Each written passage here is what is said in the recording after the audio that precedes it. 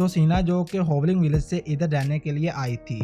हिराकू इससे कहते हैं कि अगर तुमको किसी भी चीज की जरूरत हो तो तुम इस मेड से कहना। सीना एंड इसके साथ वाली लड़कियां जब इधर आई थी तब वो काफी नर्वस फील कर रही थी, बट इवेंचुअली वो सब इधर कंफर्टेबल फील करना शुरू कर देती हैं। नेक्स्ट जब ये सब चिल्ड्रन खेल रहे होते हैं तो इनमें से एक गिर जाता है, जिसे गिरने से पहले सीना अपने मैजिक का यूज करते हुए बचा लेती है। हिराकू सीना से कहता है कि सो क्या तुम भी मैजिक का यूज कर सकती हो, जिस पर सीना जवाब देती है कि हाँ, बट मेरा मैजिक कुछ खास इतना स्ट्रॉन्ग नहीं है। देन हिराकू एंजल से पूछता है कि क्या एंजल तुम्हें भी ऐसा लगता है कि इस वर्ल्ड में सिर्फ मैं ही ऐसा हूँ जो कि मैजिक का यूज नहीं कर सकता।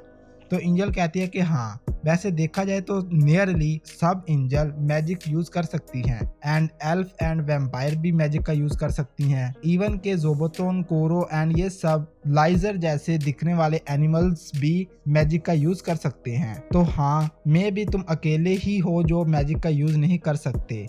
एंजल की इस बात पर हिराकू सैड फील करता है एंड हिराकू को चिरअप करने के लिए सीना कहती है कि हिराकू तुम टेंशन मत लो, मैं पूरी तरह से श्योर हूँ कि तुम इस दुनिया में अकेले नहीं हो जो कि मैजिक का यूज नहीं कर सकता। अब बेसिकली सीना उन बच्चों की बात कर रही होती है, बट इवेंचुअली जब ये बड़े हो जाएंगे तब तो ये मैजिक का यूज कर पाएंगे। इसीलिए हिराकू सीना की बात सुनकर कुछ खास चीयर अप नहीं होता। हिराकू इधर खड़ा होता है कि सडनली अर्थक्वेक आता है एंड कुछ ही टाइम में इधर एक एंजल आती है। हिराकू को बताती है कि फॉरेस्ट में एक बेयर एंड स्नेक फाइट कर रहे हैं और हमारे विलेज के पास ही हैं, तो हमें अभी कुछ करना चाहिए क्योंकि इनकी फाइट की वजह से हमारा विलेज भी डैमेज हो सकता है। हिराकू उस एंजल से कहता है कि मुझे अभी उधर ले चलो। देन ये एंजल हिराकू को उधर लेकर जा रही होती है। उस बेयर एंड स्नेक के पास पहुंचते ही हिराकू अपने अलमाइटी टूल का यूज करते हुए इन दोनों को फिनिश कर देता है। वैसे भी इन दोनों बेयर एंड स्नेक का अलमाइटी टूल के आगे कोई भी चांस ही नहीं था। नेक्स्ट ये मेड हिराकू से पूछती है कि हम इनका क्या करेंगे, जिस पर हिराकू कहता है कि मैं सोच रहा हूँ क्यों ना कुछ न्यू डिशेस ट्राई की जाएं। एंड देन वो ऐसा ही करते हैं। वो उन बेयर एंड स्नेक के मीट से कुछ न्यू डिशेस रेडी करता है, जिनका नाम हिराकू वाइन ब्रेस्ट ग्रेपर बेयर एंड सेकंड वाले का नाम चिकन फ्राई ब्लड वाइपर रखता है। ये सभी उन न्यू डिश को काफी पसंद करती हैं। इसके बाद हिराकू लूक की सिस्टर के पास आता है एंड इससे कहता है कि मैं एक न्यू डिशेस ट्राई करना चाहता हूँ। मैं ये पूछना चाहता था कि तुम्हारे पास कोई ऐसी मेडिसिन है जो कि सभी माइक्रो ऑर्गेनिज्म को किल कर दे ताकि फूड अच्छी से अच्छी रेडी हो। जिस पर वो फ्लोरा कहती है कि हाँ, मेरे पास ऐसी ही एक चीज है जो सभी माइक्रो ऑर्गेनिजम्स को किल कर देती है, बट मैं श्योर नहीं हूँ कि ये तुम्हारी हेल्प भी करेगी या नहीं। अब उस मेडिसिन को लेने के बाद हिराकू एंड फ्लोरा उस न्यू डिश पर काम शुरू कर देते हैं। हिराकू फ्लोरा को सारी रेसिपी स्टेप बाय स्टेप इसको नोट करवाता रहता है एंड कुछ दिनों के बाद ये अपना सारा काम पूरा करने के बाद उस न्यू डिश को प्रिपेयर करने के लिए अपने उस अंडरग्राउंड रूम में रख देते हैं। हिराकू कहता है कि हमें अब इसे ज्यादा से ज्यादा टाइम देना है ताकि ये रेडी हो सके, इसलिए हम इसको इस रूम में रख कर छोड़ देंगे एंड मे भी इसको रेडी होने में 2 मंथ लग सकते हैं। जिस पर फ्लोरा कहती है कि इतना ज्यादा टाइम मुझसे तो वेट ही नहीं हो रहा, मैं तो चाहती हूँ कि ये जल्दी से जल्दी रेडी हो और हम इसको टेस्ट कर सकें। अभी ये दोनों बातें ही कर रहे होते हैं कि इनके पास लू आती है एंड लू हिराकू को इन्फॉर्म करती है कि हमारे कुछ न्यू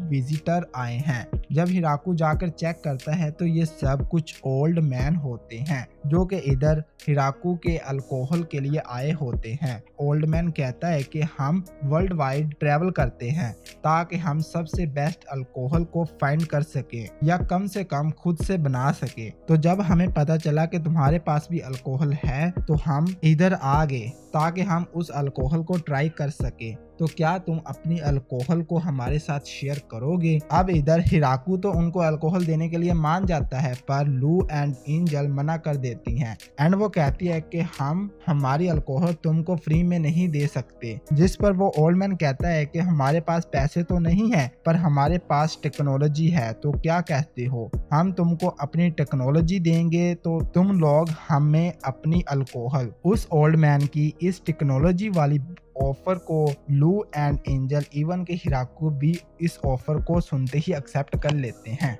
इसके बाद नाइट टाइम ये सब मिलकर पार्टी करते हैं। इधर हिराकू पहले सोचता है कि फाइनली अब मेरे विलेज में कुछ अडल्ट आए हैं, तो उस ओल्ड मैन से कहता है कि ये पर्सनली तो नहीं है, पर क्या इधर कोई लड़की आपको पसंद आई जिसे देखकर आपको लगा हो wow what a beautiful girl. Hiraku के सवाल पर वो ओल्ड मैन कहता है कि ये सब ही ब्यूटीफुल है, पर प्रॉब्लम ये है कि ये सब मेरे लिए बहुत यंग है, तो इसीलिए मैं इनमें से किसी को भी एक्सेप्ट नहीं कर सकता। नेक्स्ट मॉर्निंग हिराकू अपने काम पर जा रहा होता है कि इसको एक ड्रैगन अपनी तरफ आता दिखता है। हिराकू इस पर अटैक करने वाला होता है कि इधर डायमी भी आ जाता है। इवन के कुछ टाइम के बाद इधर एक और ड्रैगन भी आ जाता है। अब इतने सारे ड्रैगन्स को एक साथ देखकर हिराकू पैनिक होते हुए इनमें से एक पर अटैक कर देता है, लेकिन वो ड्रैगन हिराकू के उस अटैक को डॉज कर लेता है एंड इससे पहले कि हिराकू इन पर एक और अटैक करता,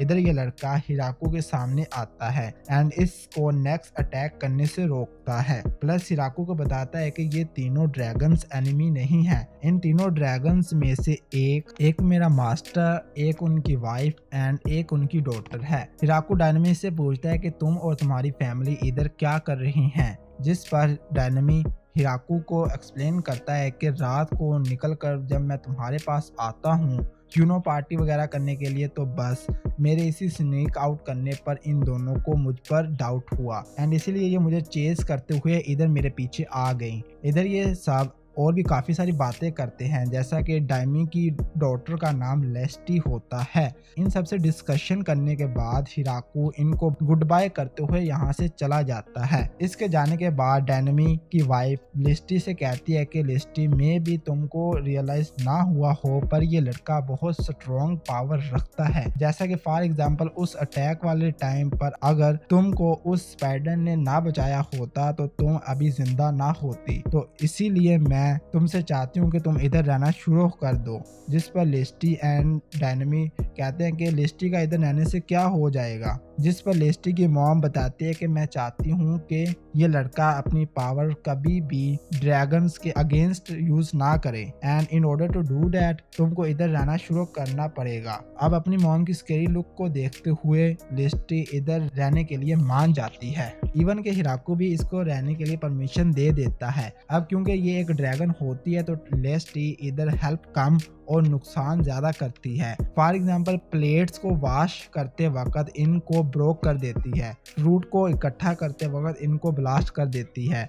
इवन के डॉग एंड अदर एनिमल्स भी लेस्टी की वजह से काफी अफेयर्ड होते हैं। इसलिए एंजल कहती है कि हिराकू हमें लेस्टी को वो काम नहीं देना चाहिए जो कि इस पर फिट नहीं आता। जिस पर हिराकू कहता है कि डायनेमी ने रिक्वेस्ट की थी कि मैं इसकी डॉटर को इधर रहने दूं एंड अब क्योंकि वो इधर रह रही है तो इसे कुछ ना कुछ तो करना ही पड़ेगा। वैसे भी हमें चीजों को ऐसे ही छोड़ देना चाहिए। आई होप इवेंचुअली लेस्टी हमारे साथ कंफर्टेबल फील करना शुरू कर देगी। इस एपिसोड के एंड पर दिखाया जाता है कि वीजल ने भी अपनी डॉटर को हिराकू के विलेज में रहने के लिए भेजा होता है ताकि इसकी डॉटर एक स्पाई बनकर इसकी सारी इंफॉर्मेशन शेयर करती रहे। बट टर्न आउट वीजल की डॉटर इवेंचुअली इनके साथ रहने से इनके साथ कंफर्टेबल फील करना शुरू कर देती है, जिसकी वजह से वीजल की डॉटर वीजल के लिए स्पाई का काम नहीं करती एंड अपना टाइम इन लोगों के साथ रहने में एंजॉय करने लग जाती है।